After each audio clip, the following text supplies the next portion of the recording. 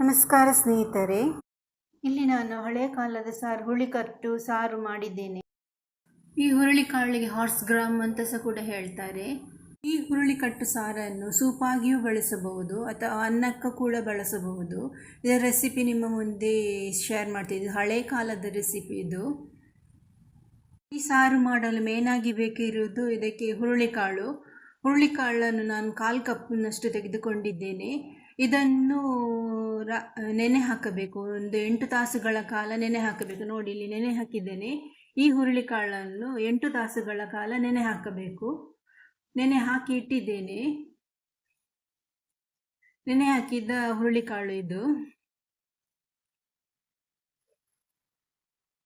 ಇದನ್ನೀಗ ಕುಕ್ಕರಿಗೆ ಹಾಕಿ ಚಂದ ಮಾಡಿ ಬೇಯಿಸಬೇಕು.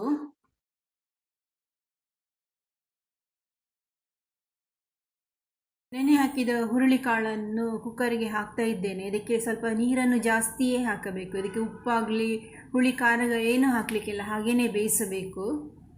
ಅದು ಒಳ್ಳೆ ಸ್ಮ್ಯಾಶ್ ಆಗಬೇಕು. ಇಲ್ಲಿ ನಾನು ಅರ್ಧ ಕುಕ್ಕರಷ್ಟು ನೀರು ಹಾಕಿದ್ದೇನೆ ಅದಕ್ಕೆ. ಈಗ ಅದಕ್ಕೆ ಒಂದು 8ರಿಂದ 10 ವಿಶಿಲ್ ತೆಗಿಬೇಕು ಕುಕ್ಕರಲ್ಲಿ. ನೋಡಿ, ಕುಕ್ಕರಲ್ಲಿ ಬೇಯ್ತಾ ಉಂಟು. ಒಂದು 10 ವಿಶಿಲ್ ಹೋಗಿದೆ. ಇದು ಈಗ ಬೆಂದಿದೆ. ಇದರ ತಣ್ಣಗಾದ ಕೂಡಲೇ ಅದರ ಮುಚ್ಚಳವನ್ನು ತೆಗೆಯುವ ನೋಡೋಣ. ಇದರ ಮೇಲಿನ ನೀರನ್ನು ಈಗ ನಾವು ಒಂದು ಪಾತ್ರೆಗೆ ಹಾಕ್ತಾ ಇದ್ದೇನೆ. ಮೇಲಿದು ನೀರನ್ನು ಮಾತ್ರ ಹಾಕಬೇಕು. ಈಗ ಬೆಂದ ಹುರುಳಿಕಾಳನ್ನು ಸ್ವಲ್ಪ ಸ್ಮ್ಯಾಶ್ ಮಾಡಬೇಕು. ಸ್ವಲ್ಪ ಲೋಟ ಅಥವಾ ಮಿಕ್ಸರ್ ಜಾರಲ್ಲಿ ಹಾಕಿದರೂ ಆಗ್ತದೆ. ಸ್ವಲ್ಪ ತೆಗೆದು ಅದನ್ನು ಮಾಡಬೇಕು, ಗ್ರೈಂಡ್ ಮಾಡಬೇಕು. ಸ್ವಲ್ಪ ಜಜ್ಜಬೇಕು ಅದನ್ನು. ಈಗ ಸಪ್ರೇಟಾಗಿ ತೆಗೆದಿಟ್ಟ ಹುರುಳಿಕಾಳು ನೀರನ್ನು ಅದಕ್ಕೆ ಸೇರಿಸಬೇಕು. ಈಗ ಮಿಕ್ಸ್ ಮಾಡಿ ಅದನ್ನು ಮೇಲಿನ ನೀರನ್ನು ಪುನಃ ತೆಗೆದು ಒಂದು ಅದೇ ಪಾತ್ರೆಗೆ ಹಾಕ್ತಾ ಇದ್ದೇನೆ.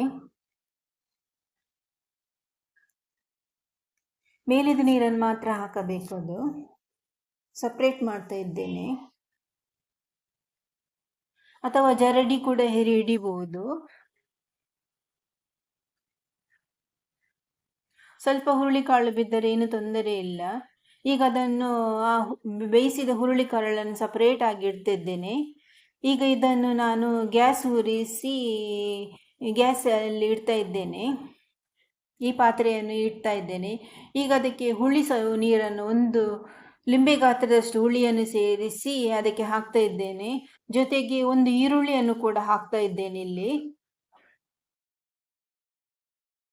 ರುಚಿಗೆ ತಕ್ಕಷ್ಟು ಉಪ್ಪನ್ನು ಕೂಡ ಸೇರಿಸ್ತಾ ಇದ್ದೇನೆ. ಇದನ್ನು ಒಂದು 5 ಅಥವಾ 10 ನಿಮಿಷಗಳ ಕಾಲ ಮುಚ್ಚಳ ಮುಚ್ಚಿ ಚೆನ್ನಾಗಿ ಕುದಿಯಲು ಬಿಡೋಣ. ಅದು ಕುದೀತಾ ಇರುವಾಗ ಈಚೆ ಸೈಡಿಂದ ಒಗ್ಗರಣೆಯನ್ನು ರೆಡಿ ಮಾಡೋಣ. ಒಂದು ಪ್ಯಾನ್ ತೆಗೆದುಕೊಂಡಿದ್ದೇನೆ. ಅದಕ್ಕೆ 1 ಟೇಬಲ್ ಸ್ಪೂನಷ್ಟು ಎಣ್ಣೆಯನ್ನು ಹಾಕಿದ್ದೇನೆ. ಅದಕ್ಕೆ ಅರ್ಧ ಚಮಚದಷ್ಟು ಸಾಸಿವೆಯನ್ನು ಕೂಡ ಸೇರಿಸ್ತಾ ಇದ್ದೇನೆ. ಸಾಸಿವೆ ಸಿಡಿಯುವಾಗ ಅದಕ್ಕೆ ಸ್ವಲ್ಪ ಜಜ್ಜಿದ ಬೆಳ್ಳುಳ್ಳಿಯನ್ನು ಹಾಕಬೇಕು. 2 ಒಣಮೆಣಸನ್ನು ಕೂಡ ಸೇರಿಸ್ತಾ ಇದ್ದೇನೆ. ಇದು ಒಳ್ಳೆ ಫ್ರೈ ಆಗಬೇಕು. ಜೊತೆಗೆ ಕರಿಬೇವು ಎಲೆಯನ್ನು ಕೂಡ ಸೇರಿಸ್ತಾ ಇದ್ದೇನೆ. ಬೇಕಿದ್ರೆ ಹಿಂಗು ಕೂಡ ಹಾಕಬಹುದು ನೀವು, ಅದು ಒಳ್ಳೆ ಪರಿಮಳ ಕೊಡ್ತದೆ. ಈಗ ಕುದಿಯುತ್ತಿರುವ ಸಾರನ್ನು ಈಗ ಒಗ್ಗರಣೆಗೆ ಸೇರಿಸಬೇಕು. ಇಲ್ಲಿ ಒಗ್ಗರಣೆ ತಯಾರಾಗಿದೆ. ಅದಕ್ಕೆ ಕುದಿಯುತ್ತಿರುವ ಸಾರನ್ನು ಹಾಕ್ತಾ ಇದ್ದೇನೆ. ಈಗ ನೋಡಿ, ತಯಾರಾಗಿದೆ ನಮ್ಮ ಹುರುಳಿಕಟ್ಟು ಸಾರು. ಹಾರ್ಸ್ ಗ್ರಾಮ್ ಕರಿ ಅಂತ ಹೇಳ್ಬೋದು.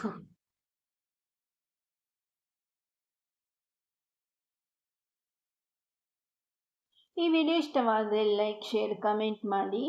ಮತ್ತೆ ಹೊಸ ರೆಸಿಪಿಯೊಂದಿಗೆ ಸಿಗೋಣ. ನಿಮ್ಮ ಸಪೋರ್ಟ್ ಯಾವಾಗ ಸ್ವೀಟಿ ಕ್ರಿಯೇಷನ್ ಜೊತೆ ಇರಲಿ. ಹಳೆ ಕಾಲದ ಸಾರು ನೀವು ಕೂಡ ಟ್ರೈ ಮಾಡಿ ನೋಡಿ. ಧನ್ಯವಾದಗಳು.